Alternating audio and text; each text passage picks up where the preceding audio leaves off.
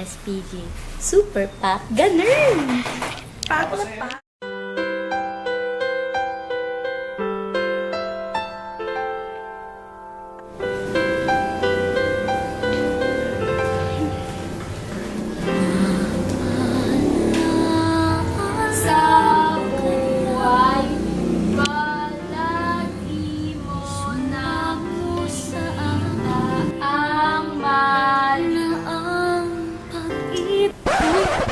Bagal mo.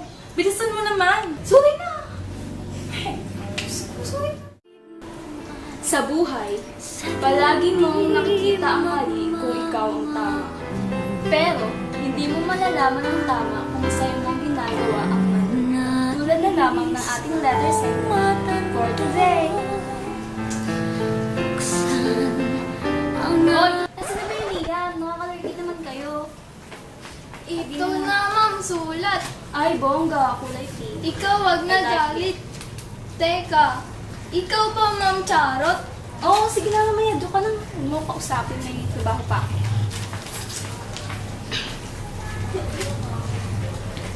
Ang ating letter sender ay mula sa Quezon Province. Okay, sisimulan ko na. Dear Ma'am Charot, Nais kong ibahagi sa inyo ang namagitan sa amin ng aking itay. Isang gabi, hindi ko makakalimutan ang gabi iyon. Malakas ang ulan noon, ngunit malinsangan ang simoy ng hangin. Katatapos ko pa lamang maligo at nakatapis pa lamang noon.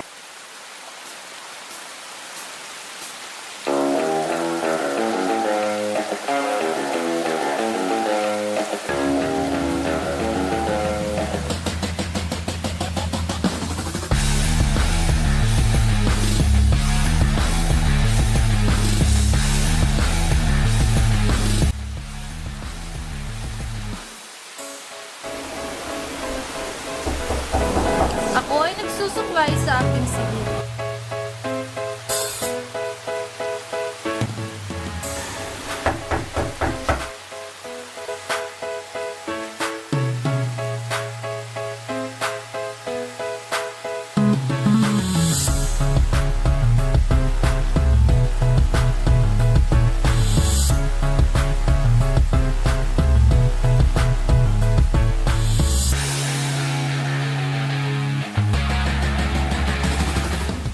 Kagyat na pumasok sa aking silid.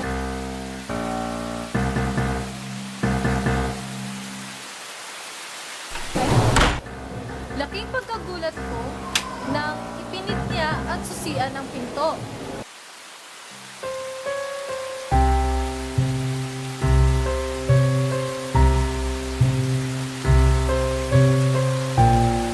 Hinawakan ni Itay ang aking mga kamay.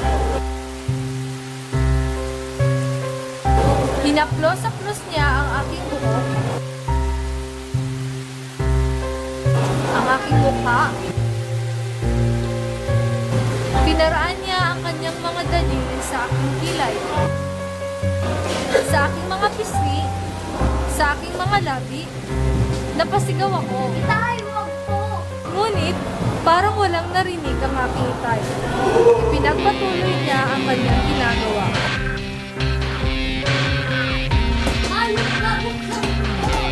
Ipinikit ko na lamang ang aking mga mata dahil ayaw kong makita ang mukha ng aking ama habang ipinagpapatuloy niya ang kanyang ginagawa sa akin. Buksan mo to, hayop ka. Gawin niya sa anak ko. Huwag mo siraan yung pinabukasan ng anak ko. Nanatili na lamang ako walang katinag-tinag at ipinapaubaya ko na lamang ang aking sarili sa anumang gustong gawin ng aking itay. Pagkalipas ng ilang oras, ay tumigil na rin ang aking itay. Iniharap niya ako sa salamin ay ganoon na lamang ang aking pagkamangha at pagkagulat sa aking nakita. Magaling naman pala mag-makeup si itay. Nang gabing iyon, ay nagtapat sa akin ng aking ama. Bakla pala siya. Labis akong nagalak sa galing at husay ng aking ama. Naisip ko na matutuwa ang aking boyfriend dahil lalo akong umanda ngayon. Niyakap ko si Itay at pareho kami napaluha sa labis na kagalakan. Masaya na kami ngayon at nabubuhay na matiwasay. Nagmamahal, Badong.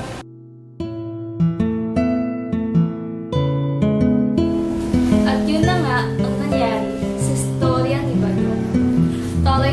Tatay ni Badong, papamakeup ako sa kanya next time. Hoy, teka. Sino ka? Ako ang tunay na Ma'am Charot, ha? Ano ikaw? Mas pakatiyak siya. Ako yun.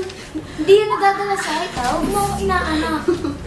At ako na nga ang tunay na Ma'am Charot. Tabi!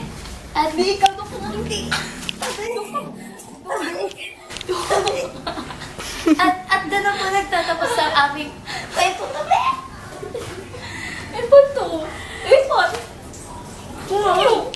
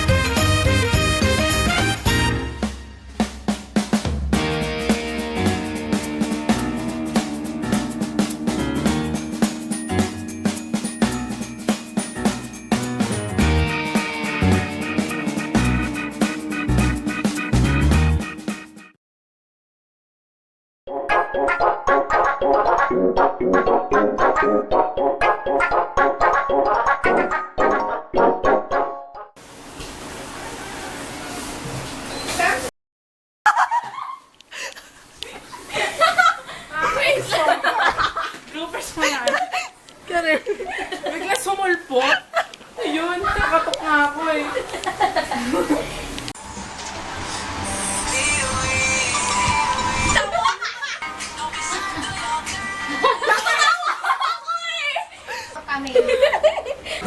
Wait lang ulit!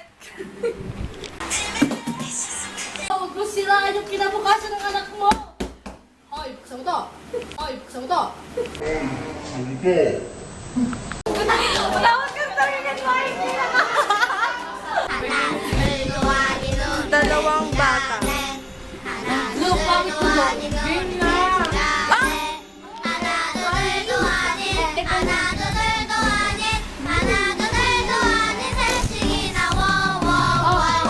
Go. Ayop ka! Buksan mo to! Oy! Buksan mo! Hoy, Anna! Bakit ako? Nakatingin doon? Gawa mo yan! Naman na. Yan. Kilay talaga yun eh. Pakagwapong balbas.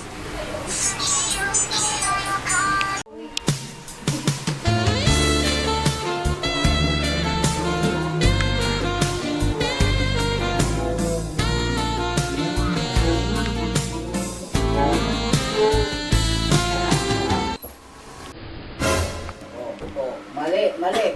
Mali. Ano sabi ko? Sige, maisip ka. Papa, huwag ka may paglagay na ito. Ikot mo yung necktie. Yan na.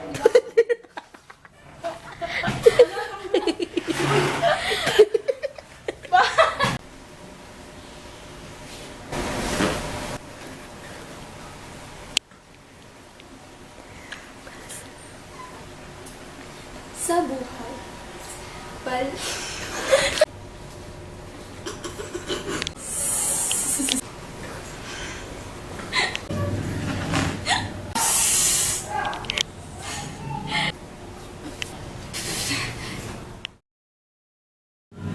Anong yakat-yakat ako? Sabi mo, hairstyle ko sa'yo, pangit ng hair mo. Like mo minsan na Bye-bye.